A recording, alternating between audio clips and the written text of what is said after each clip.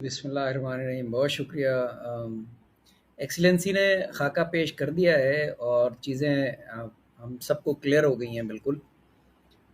लेकिन आज जैसे हर मंडे की सुबह को मेरा डेली टाइम्स में आर्टिकल छपता है, तो उसमें आज जो आर्टिकल छपा है उसका टाइटल है पावर फॉर पीस और वॉर, और उसके आगे क्वेश्चन मार्क लगा हुआ है।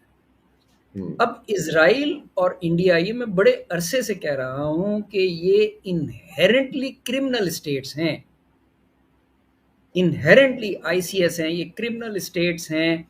ये बगैर इस तरह की एक्टिविटीज के नहीं इनका दिल भरता। आपने जैसे अभी पूछा ना कि इनको आराम क्यों नहीं आ रहा, तो वो आराम इसलिए नहीं आ रहा कि जो क्रिमिनल्स हैं ना, क्रिमिनल्स होते हैं तो वो एक दो छापों से उनके ऊपर आराम नहीं आता,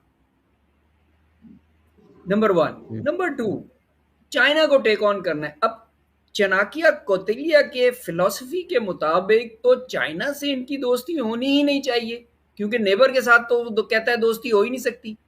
नेबर का नेबर फ्रेंड होगा, ठीक है। तो ये 50s और 60s में जब हिंदी चीनी भाई भाई का ये नेहरू के दौर में नारा लगाते थे, जो कि नारा फिर खत्म हो गया 62 वॉर के बाद, तो वो फेक था। बिकॉज चाणक्य के मुताबिक तो चाइना से इनकी दोस्ती हो ही नहीं सकती, और इसीलिए इंडिया की किसी भी नेबर के साथ दोस्ती नहीं है।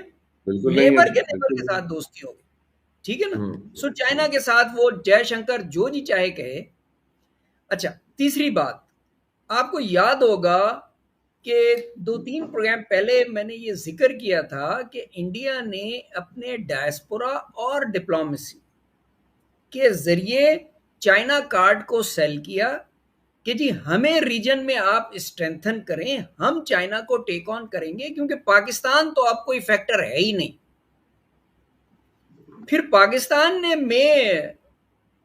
मई 7 से लेके 10 तक में जो कुछ उनके साथ किया, तो उसके बाद जितने भी उनके अमेरिकन और वेस्टर्न सपोर्टर्स थे, उन्होंने उसको क्वेश्चन किया कि भाई हम तो तुम्हें चाइना के लिए तैयार कर रहे थे, तुम्हें दुनिया जहान का हमने असलहा दिया, हमें राफेल दिए, S-400 दिए, इजरायली ड्रोन किलर ड्रोन्स दिए, तो तुम तो सब तोड़वा पाकिस्तान लिए।